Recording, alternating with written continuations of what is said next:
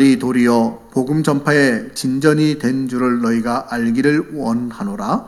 이러므로 나의 매임이 그도 안에서 모든 시위대 안과 그 밖의 모든 사람에게 나타났으니 형제 중 다수가 나의 매임으로 말미암아 주 안에서 신뢰함으로 겁없이 하나님의 말씀을 더욱 담대히 전하게 되었느니라. 어떤 이들은 시기와 분쟁으로, 어떤 이들은 착한 뜻으로 그리스도를 전파하나니 이들은 내가 복음을 변증하기 위하여 세우심을 받은 줄 알고 사랑으로 하나 그들은 나의 매임에 괴로움을 더하게 할 줄로 생각하여 순수하지 못하게 다툼으로 그리스도를 전파하느니라. 그러면 무엇이냐? 거칠애로 하나 참으로 하나 무슨 방도로 하든지 전파되는 것은 그리스도니 이로써 나는 기뻐하고 또한 기뻐하리라. 아멘. 지난주에도 그 절망 중에 평안에 대해서 예수님이 찾아오셔서 주셨다고 한다면 오늘은 절망의 순간에도 기뻐하는 신앙이란 제목으로 함께 말씀을 나누려고 합니다. 평안을 넘어서 이제 기뻐하는 신앙. 예수님이 주신 말씀이라면 이제는 초대교회 성도들이 절망할 수밖에 없는 상황에서 어떻게 기쁨의 삶을 살았는가를 살펴보려고 합니다. 이런 말이 있죠. 게임은 끝나봐야 안다. 9회 말 역전 드라마가 펼쳐지기도 합니다. 예전에 권투 선수 홍수환 선수가 사전 오투기 정신으로 그 시합을 이겨서 엄마 나 참편 먹었어 라고 해가지고 아주 유명한 그런 일화가 있죠. 분명히 다운되니까 이 게임은 졌어 라고 말하지만 그러나 마지막에 이기는 자는 다른 사람이었다는 겁니다. 게임은 끝나봐야 안다라고 말하는데 이것은 어쩌면 우리의 신앙의 영역에 있어서 무엇보다도 중요한 진리라는 것입니다. 사람들은 절망의 순간에 처하게 되어지면 일반적으로 좌절하거나 포기합니다. 일반적인 사람, 세상의 모습은요. 왜요? 절망이라고 하는 말 자체가 그렇죠. 힘들고 어려운 장애물을 만난다든지 또 여러 가지 환경에 문제가 생긴다든지 아니면 사람들이 뭐라고 막 비방하기 시작하는데 거짓 뉴스들이 나오는데 내가 어디 가서 항변을 못하는 거예요. 요즘 거짓 뉴스라는 주제가 굉장히 중요한 주제입니다. 또 선거 때 특히 미국 대통령 선거라든지 우리나라에서도 그 영향으로 좀 있었고 그런 이후에 많은 일들이 있어 오는데 거짓 뉴스가 뭡니까? 아니면 말고 하는 식으로 한번 딱 내뱉는 거예요. 그런데 요즘은 인터넷이라고 하는 것, SNS라는 걸 통해 가지고 너무나도 빠른 속도로 확산이 되다 보니까 이 거짓 뉴스의 상대자, 쉽게 말하면 피해자 입장에서는요, 어디다 항변할 수 있는 방법, 해명할 수 있는 방법이 없어요. 그런데 해명을 하면 뭐예요? 이게 더 큰 논란을 야기합니다. 그럼 해명하지 않으면요, 그 뉴스 사실을 인정하는 게 돼버려요. 그래서 엄청난 피해를 입게 되어지죠. 그러니까 아니면 말고라는 식으로 혹여나 우리들 가운데는 없는 걸로 제가 알고 있지만 그런 경우가 있다면 이건 정말 절망스러울 거예요. 아니 나는 아무렇지도 않은데 그냥 지나가는 사람이 뭐라고 한마디 내뱉는 거예요. 근데 그게 나를 죽이는 이야기가 되는 거예요. 그 무심코 찬 돌멩이 하나가 연못에 있는 개구리 한 마리를 맞아 죽게 만들 수 있는 일처럼 그런 일들이 우리 주변에 있을 수 있다는 겁니다. 내가 잘못해서 어려움을 당하고 내가 실수해서 허물이 생기는 것이 아니라 나는 정말 성실히 살고 나는 정말 최선을 다하고 나는 다른 사람들이 인정받을 만한 삶을 살고 있다라고 자부하고 또 그렇게 노력하고 있는데 나와 상관없이 이런 일이 벌어진다면요. 정말 절망스러울 거예요. 때로는 실수해서 문제가 생길 수도 있어요. 그러니까 이 문제를 해결하려고 하다가 안 되면 어떻게 하죠? 그러면 나중에는 절망, 포기를 넘어서서요. 스스로 목숨을 끊는 일들도 나타나고 있다라는 겁니다. 이 절망이라고 하는 것, 다른 말로 말하면 이게 뭐예요? 끊을 절자의 희망망자잖아요. 그러니까 내게 있는 희망, 내게 있는 소망을 끊어버린 거예요. 그러니까 어디에도 소망이 없는 거죠. 그러니까 뭐예요? 무너질 수밖에 없다라는 겁니다. 그런데 오늘 본문 나와 있는 사도 바울은 어떠합니까? 18절에 이렇게 표현합니다. 나는 기뻐하고 또한 기뻐하리라.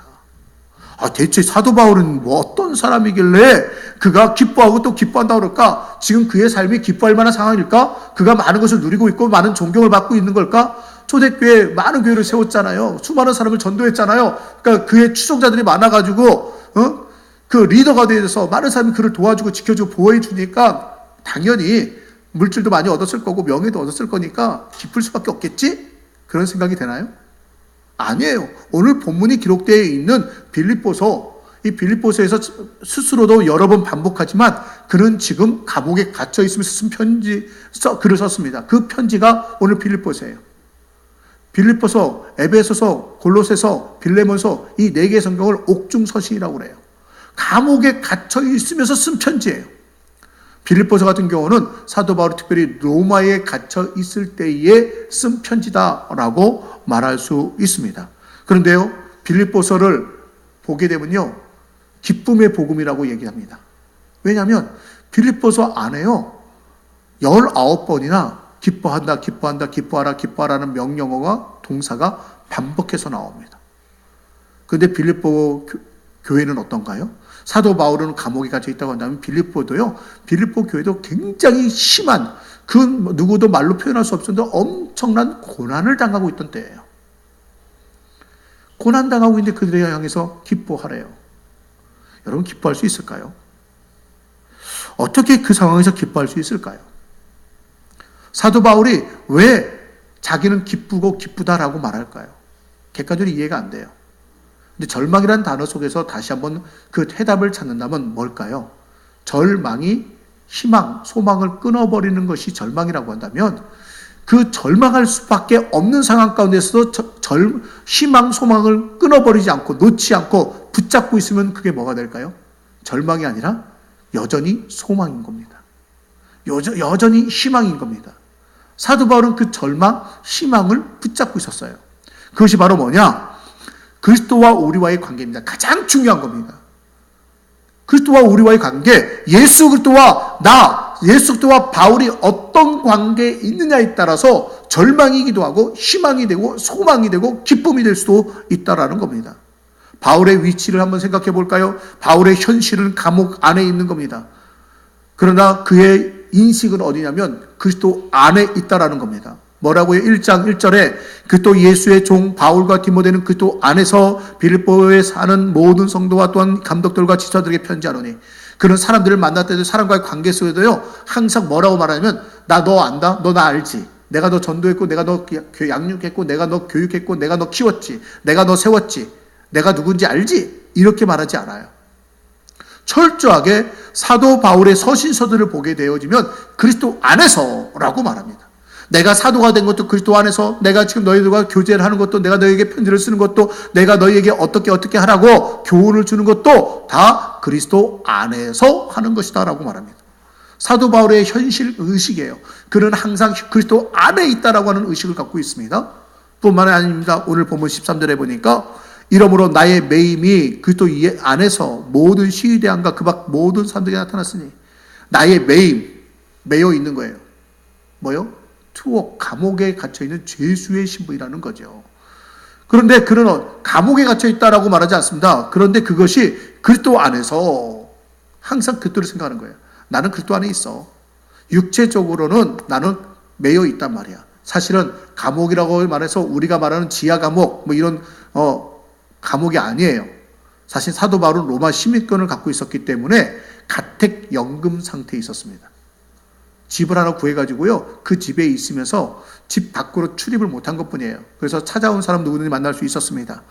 그래도 그는 정말 여기저기 돌아다니면서 아시아 지역의 소아시아 지역 뭐 여기저기 돌아다니면서 1차 전도 여행, 2차 전도 여행, 3차 전도 여행을 하면서 계속 전도 여행을 하며 도시마다 가가지고 복음을 전하던 사람이에요. 한 곳에 머물러 있지 못하던 사람입니다. 심지어는요, 예수님을 핍박하던, 믿는 자들을 핍박하던, 교회를 핍박하던 사울이었을 때도 어떻게 했어요? 예루살렘에 있는 성도들만 핍박하는 것이 아니라 흩어져 있는 다른 사람들까지도 핍박하기 위해서 뭐예요? 다메섹에 사는 그리스도인들을 핍박하기 위해서 대상의 권세를 받아가지고 권한을 위임받아가지고 가던 사람이 바로 사도 바울이에요. 사울이었어요, 사울. 그런 한 곳에 머물러 있는 게 너무너무 힘들어요. 쫓아다니면서 여기저기 다니면서 복음을 전해야 되는 사람이에요. 근데 지금 감옥에 갇혀 있는 거죠. 감옥에. 그는 그 매임이 엄청나게 힘들었을 겁니다. 어쩌면은. 그런데 힘들다고 얘기하잖아요. 그리스도 이 안에서 그 모든 시대의 안과 그 밖의 모든 사람이 나타났으니 그를 지키는 많은 사람들에게 이미 그가 무언가를 보여주고 있다는 겁니다. 뭘 보여줘요? 내가 그리스도 안에 있다는 사실을 그는 증명하고 있다는 겁니다. 바울의 관심은 무엇이었느냐? 바울의 관심은 자기가 어떤 신분에 있느냐, 어떤 처지에 있느냐가 아닙니다. 지금 내 신분이 어떤 신분이냐, 나 죄수의 신분이야, 나 어떤 처지지, 나 감옥에 갇혔어, 나는 부자연스러워, 다른 사람에게 난 비방을 받고 오해를 받고 나는 핍박을 당하는 사람이야. 이게 중요한 게 아니었어요. 그의 관심은요, 내가 아니에요. 오직 나는 그리스도와 함께 있는 것에만 관심이 있는 거예요. 사도 바울은 항상 예수님과 함께였어요. 예수님과 함께, 예수 안에서, 그리스도 안에서, 예수 안에서. 그 말을 다른 말로 바꾸면 뭐라고요? 믿음 안에서. 그는 그리스도 안에 있기 때문에 그는 항상 고백할 수 있었습니다. 뭐라고요? 예수 그리스도를 자기의 믿음의 주라고 고백할 수 있었던 것입니다.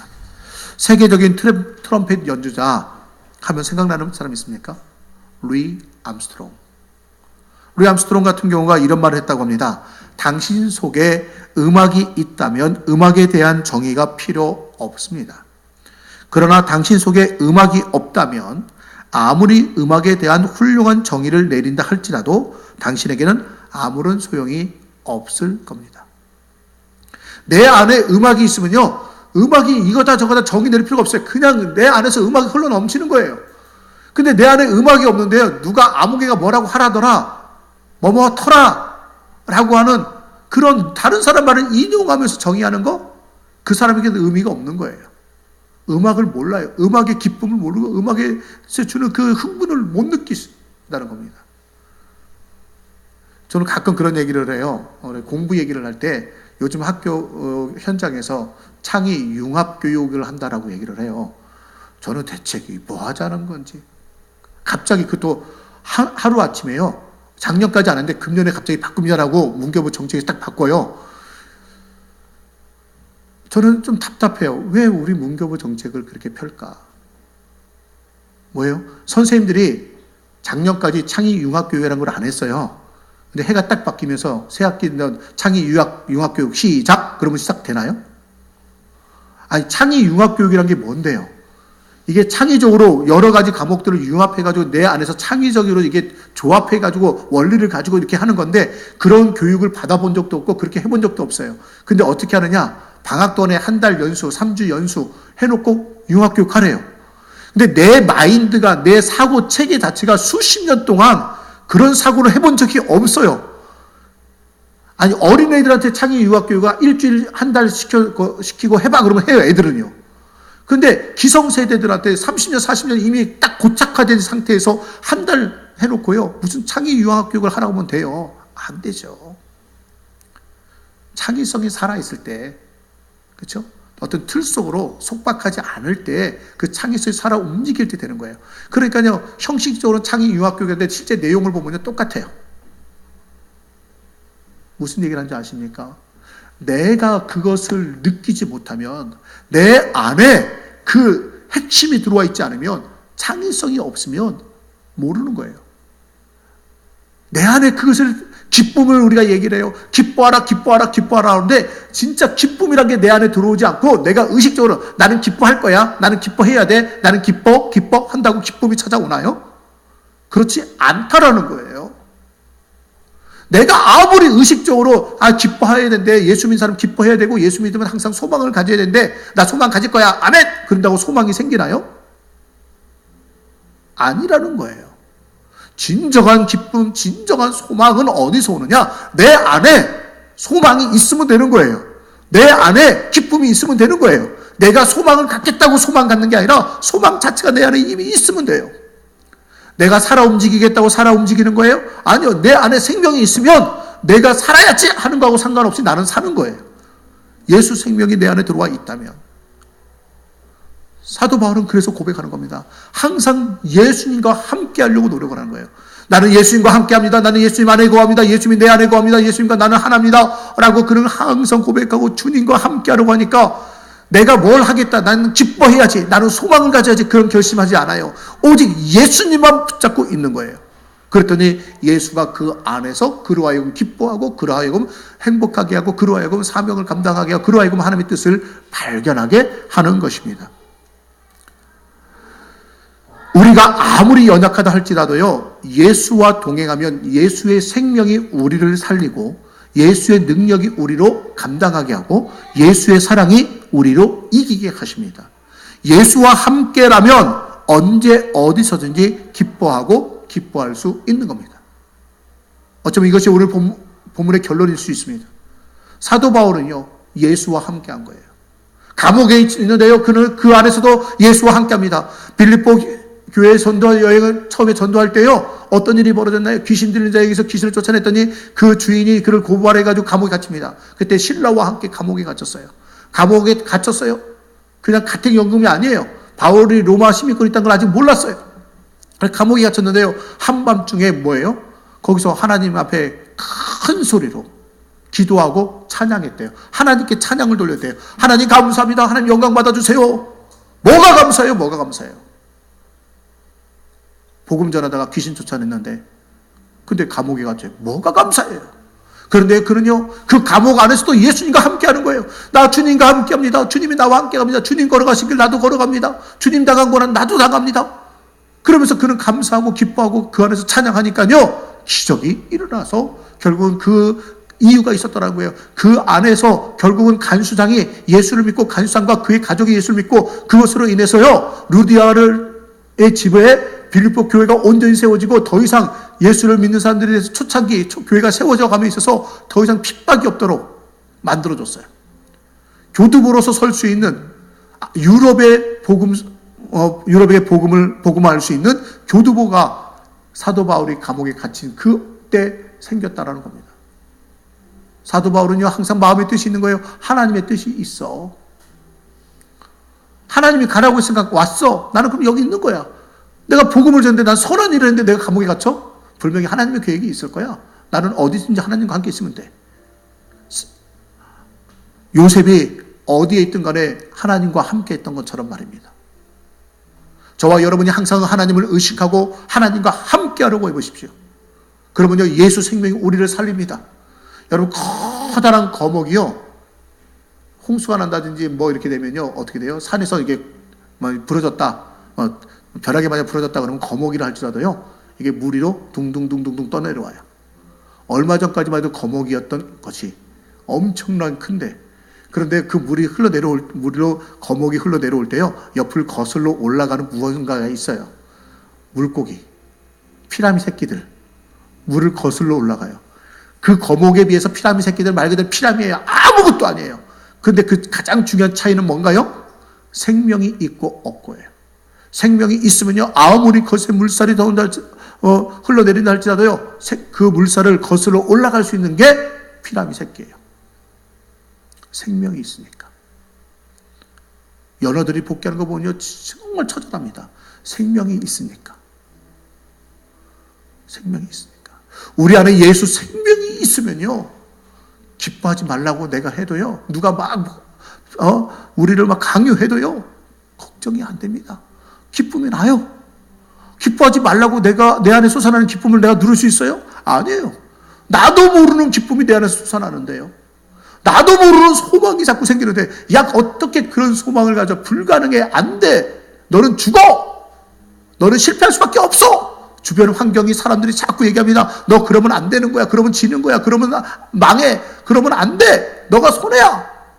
아무리 그래도요, 내 안에서 기쁨이 솟아나고, 내 안에 감사가 솟아나고, 내 안에 소망이 솟아난다면, 여러분, 그게 진리 아닐까요?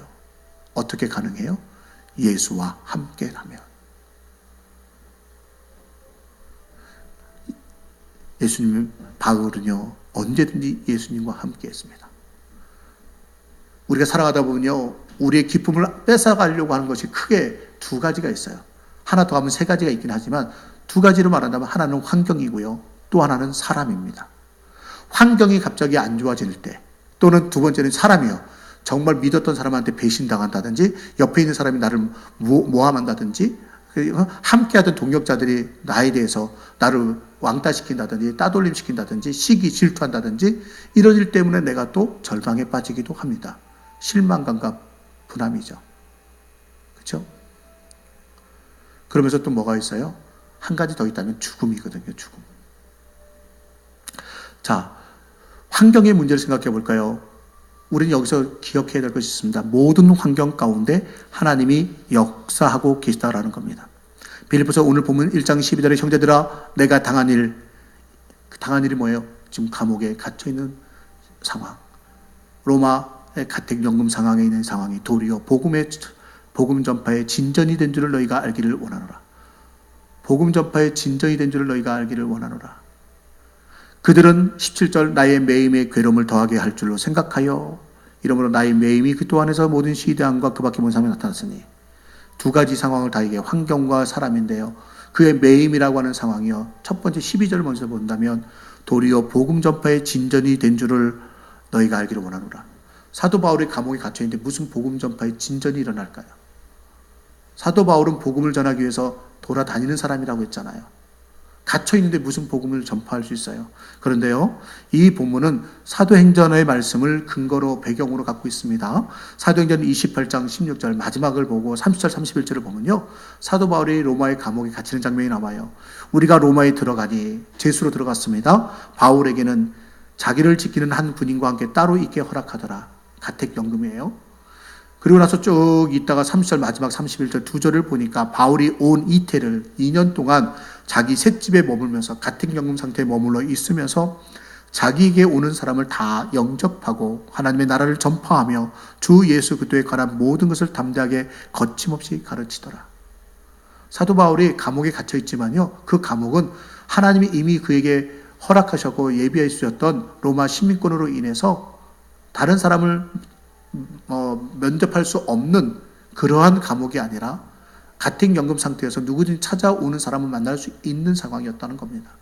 그래서 그를 찾아옵니다. 사도 바울이 와 있대. 야, 사도 바울이 무슨 말 했는지 한번 우리도 따져가 물어보자. 나한테는 따질 게 있어. 막 그러면서 찾아오는 거예요. 그랬더니요, 사도 바울도 재판해야 되잖아요. 그러니까요, 검사, 변호사 뭐 할 수 있는 사람들이요 찾아오는 거예요. 로마의 권력자들이 야, 사도 바울이 그렇게 대단해?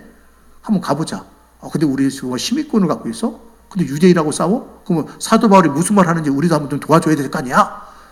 왜 유대인들 때문에 지금 감옥에 들어온 거니까. 로마 시민권을 가진 사도 바울이. 그러니까 로마의 권력자들이, 위정자들이 찾아오기 시작합니다. 왜? 로마 수도거든요.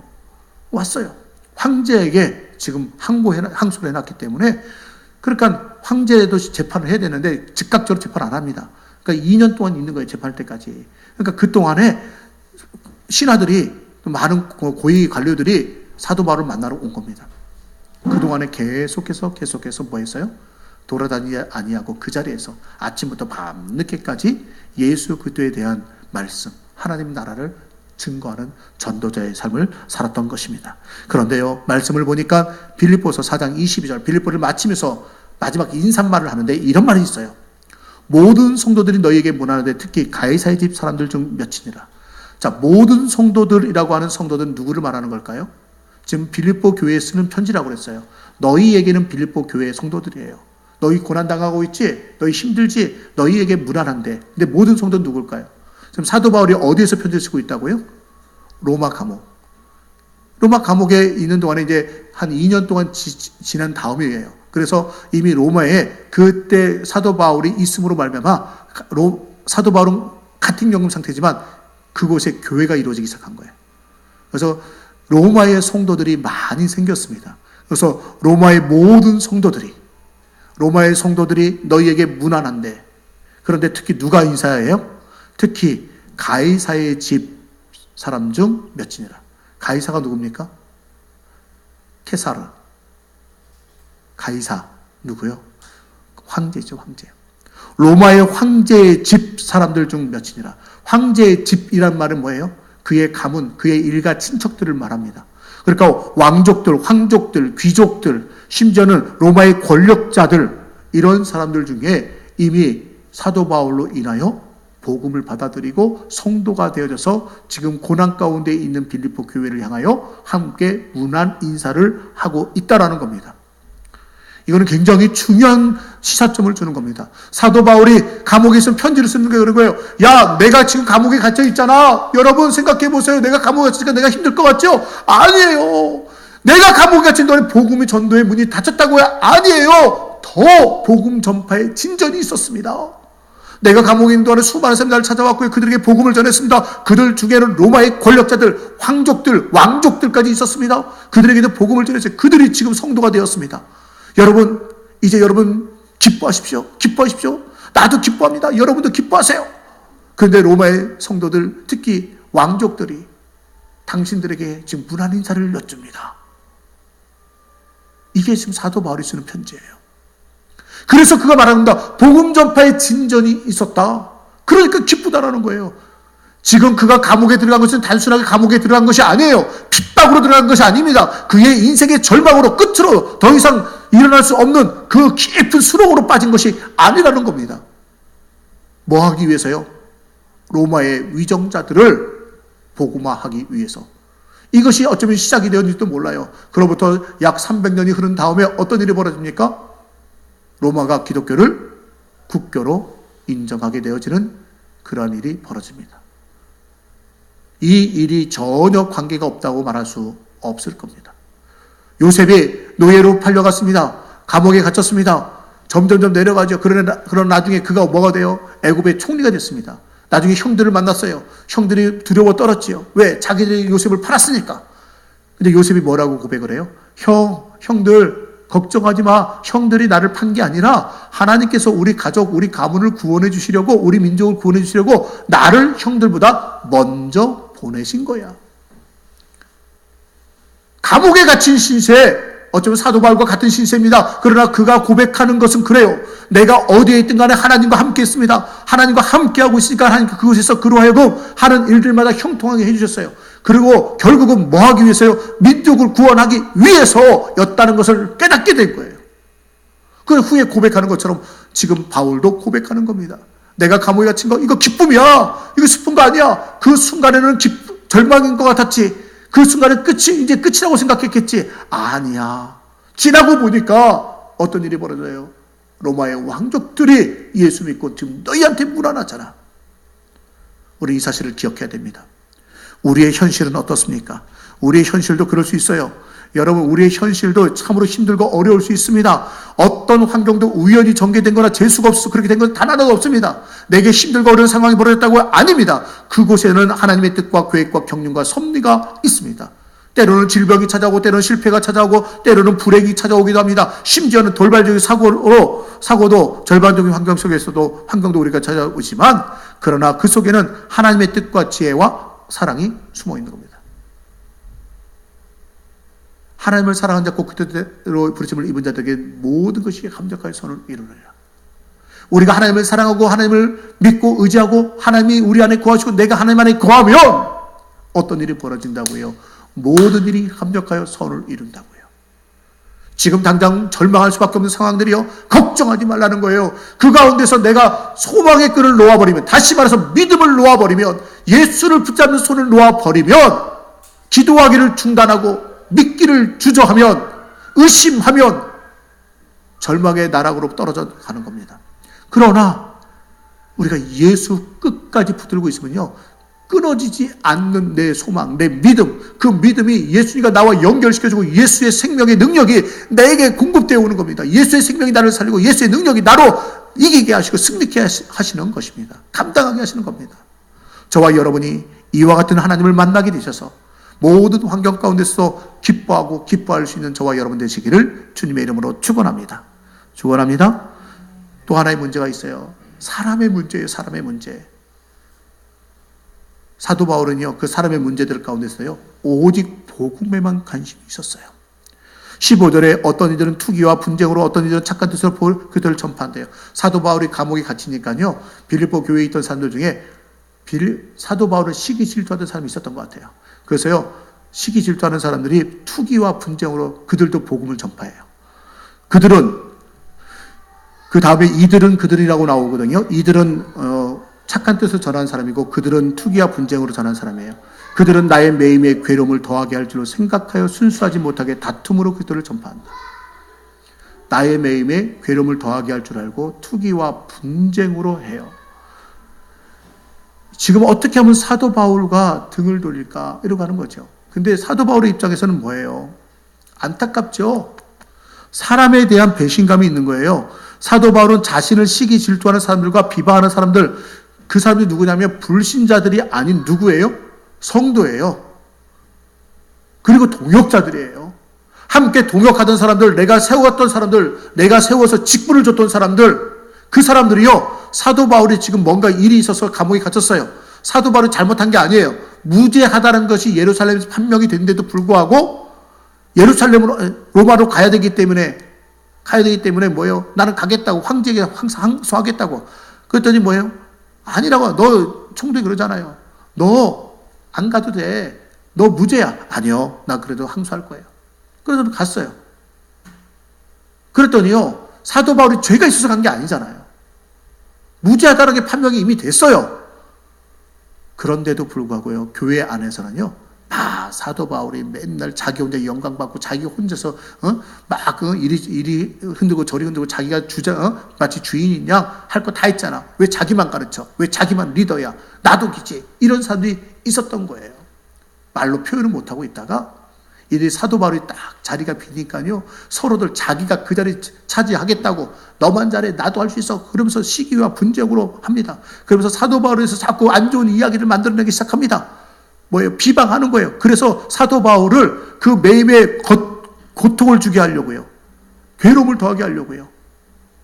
그러니까 죄를 뒤집어 씌우려고 안 좋은 소리들, 부정적인 이야기를 자꾸 만들어내는 거예요. 여러분 생각해보세요. 사도 바울의 입장이라면 어떨까요? 여러분 이것처럼 배신감이 이거보다 더 큰 배신감이 있을까요? 믿지 않는 사람이 그런다면 그럴 수 있어요. 나하고 평상시에 친하지 않고 나하고 남남이었던 사람이 그런다면 그럴 수 있어요. 그런데 내가 알고 있는 사람들, 심지어 내가 세웠던 사람들, 나와 동역자라고 했던 사람들, 나와 같이 같은 길을 걸어가고 있던 사람들이 쉽게 말하면 믿는 도끼가 발등을 찍은 거예요. 배신감 엄청나죠. 절망할 수 있습니다. 아니 저라면 절망될 것 같아요. 어떻게 그럴 수 있어? 어떻게 그럴 수 있어? 내가 너를 어떻게 생각하는데? 근데 그들에게 의해서 배신을 당했습니다. 그런데 사도 바울은 그런데도 불구하고 기뻐한대요. 왜죠? 사도 바울의 관심은 어디에 있어요? 감정에 있지 않았으며 복음 전파에 있었기 때문에 그렇습니다. 그래서 18절에 뭐라고요? 그러면 무엇이냐? 거칠애로 하나 참으로 하나 무슨 방도로 하든지 전파되는 것은 누구요? 그리스도니 이로써 나는 기뻐하고 또한 기뻐하리라. 이로써 나는 또한 기뻐하고 기뻐하리라.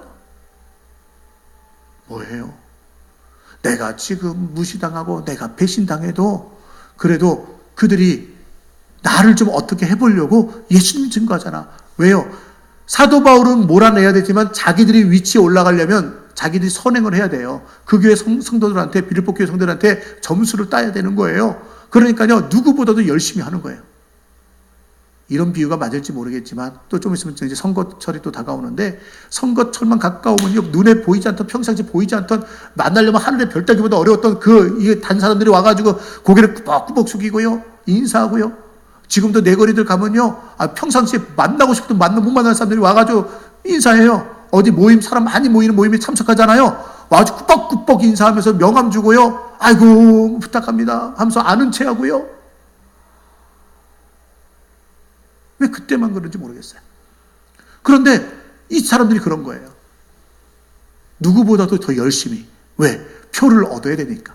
자기들은 리더가 되어야 되니까. 자기들이 높은 자리에 올라가야 되니까. 시기와 질투 때문에요. 그런데 결과적으로 어떤 일이 벌어졌느냐? 그리스도가 전파되는 거예요. 사도 바울이 그 가운데서 희생양이 됐어요.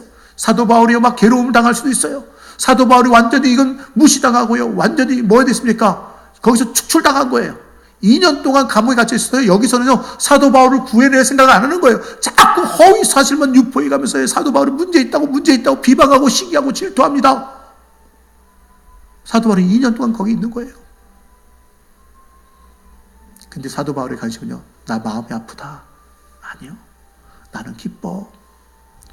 저들이 나를 몰아내고 자기들이 정말 리더가 되려고 얼마나 열심히 지금 점수를 따려고 노력하는지 뭐예요? 그 모습이 계속되니까 복음이 계속 증거되는 거예요. 그래서 나는 기쁘다. 내가 죽어도 더 좋아.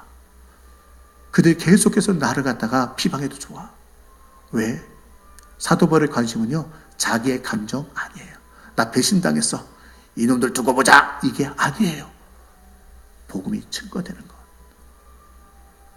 사도 바울의 관심에는요, 오직 예수님밖에 없었습니다.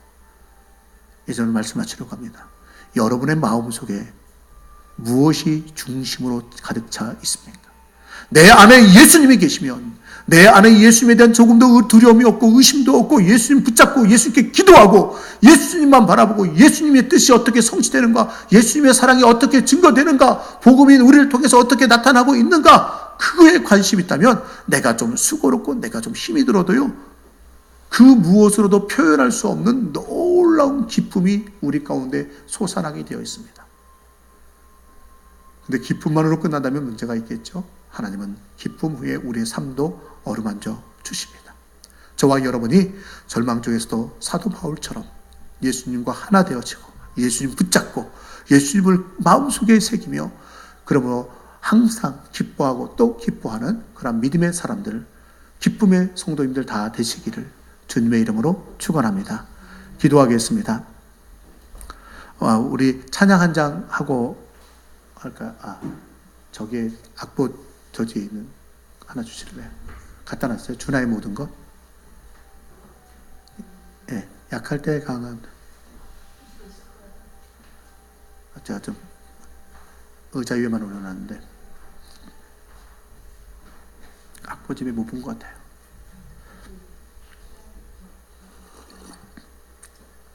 죄송합니다. 미리 제가 놔줘야 되는데, 약할 때 강함 대신에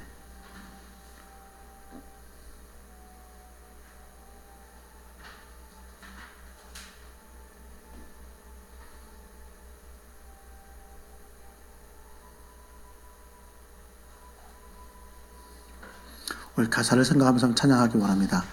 우리가 아무리 약해도요, 우리는 강해요. 왜냐하면 주님이 나의 보배가 되어주시기 때문입니다.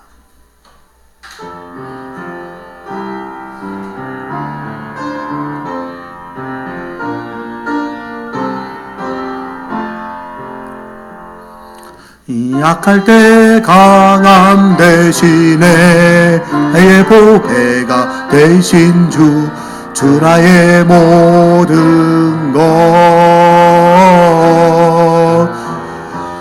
주 안에 있는 보물을 나는 포기할 수 없네. 주 나의 모든 것, 예수 어린 양 존귀하니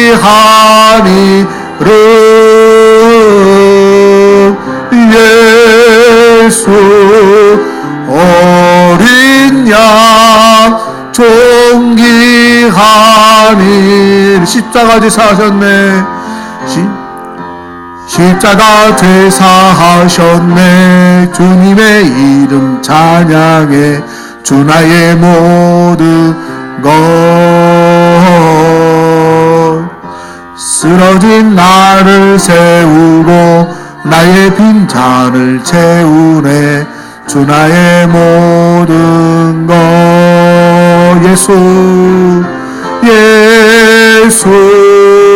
어린 양 존귀하니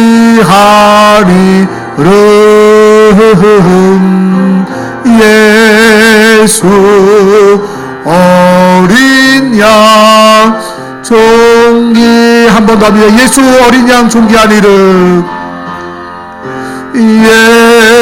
예수 어린 양 존귀하니를,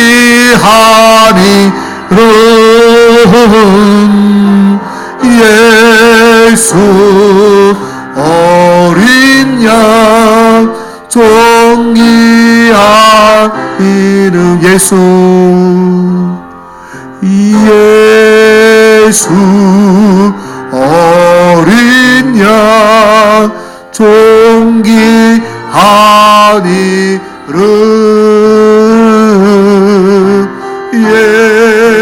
예수 어린 양 존귀하니르. 이 시간에 기도하기 원합니다. 예수, 그분은, 그 이름은 존귀한 이름입니다. 그분은 우리의 보배이십니다. 그분은 우리의 생명입니다. 그분은 우리의 능력입니다. 예수와 함께하면 언제 어디서든지 어떤 상황이든지 누구 앞에서든지 우린 기뻐하고 또 기뻐할 수 있습니다. 이 시간에 주님이 나의 기쁨입니다. 주 안에서 기뻐하겠나이다. 주님이 나에게 기쁨을 주옵소서. 주님으로 인하여 기뻐하는 자 되게 하소서. 이 시간 주님 앞에 맡기면서 이 시간에 우리 기쁨을 위하여, 우리 주님과 함께함을 위하여 우리 잠시 기도드리기 원합니다. 함께 기도하겠습니다.